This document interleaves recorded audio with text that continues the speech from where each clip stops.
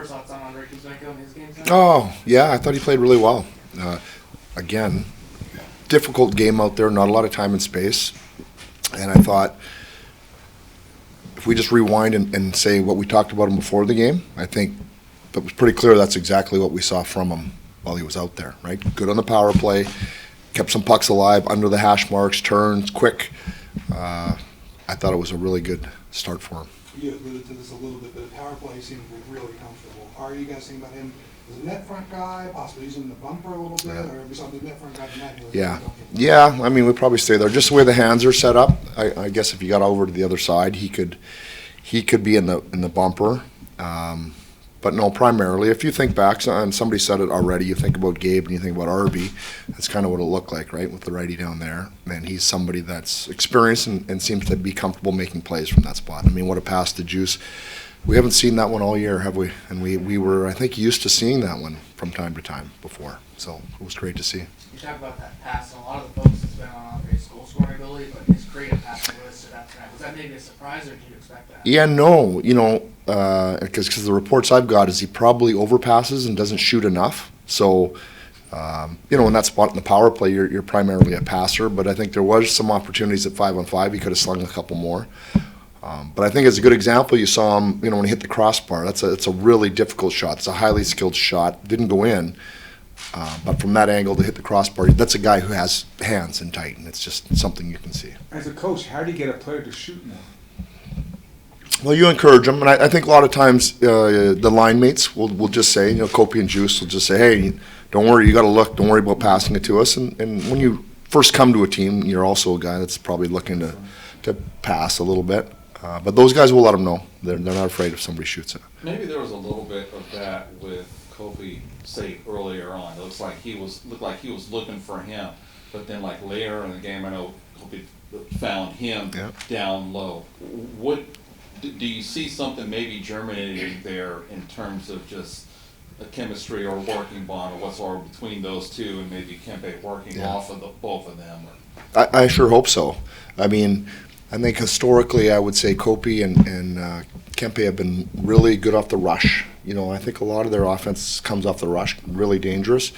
And we've kind of always felt like it would be nice to get more ozone danger out of them. And I think, with Kuzi, he's an ozone player. He's a rush player, but I would primarily say his greatest strengths are in the ozone. He's hard to handle.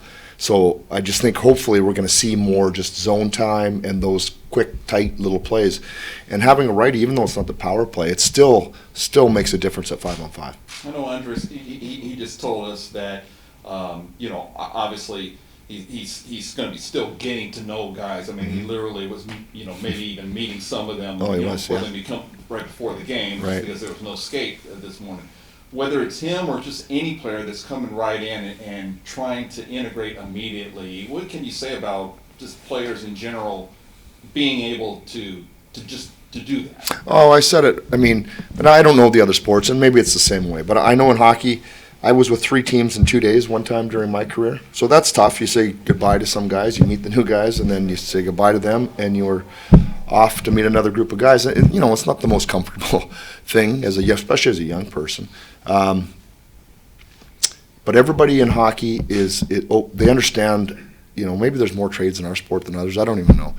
They understand the nature of the business. And you get there and everybody, brings you in and is really warm to you. And it really is, I think, one of the great things about hockey, and it happens over and over again, that maybe we don't talk enough about, just how welcoming players are to one another. Even you see guys that have had 10 fights in their careers, and they end up on the same team.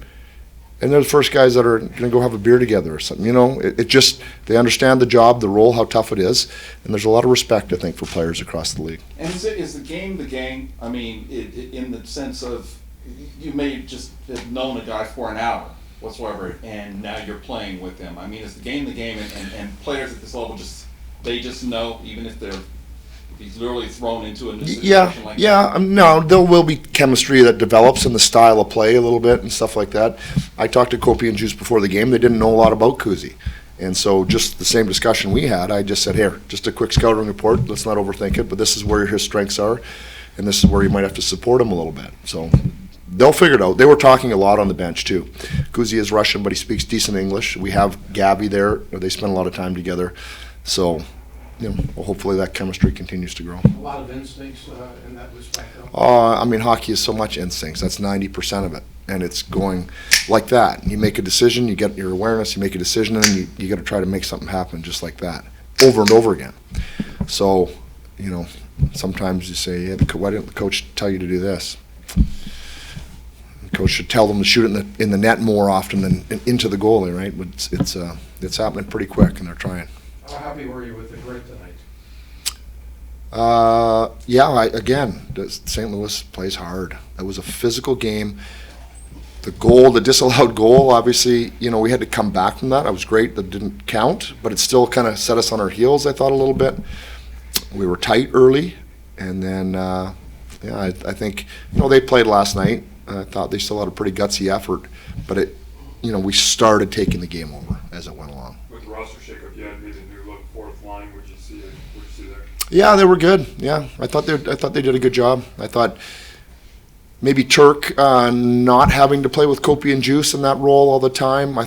I noticed Turk maybe a little bit more tonight than I had over the last little while. Just the role's different. He wants to play more. I get all that, but he was just, I think, able to settle in. And really, I thought I saw his speed tonight. Really saw his speed. So I thought it was a good night for the line. Gino and Sammy got their hits in, and Turk, I thought, really added a little bit of a spark.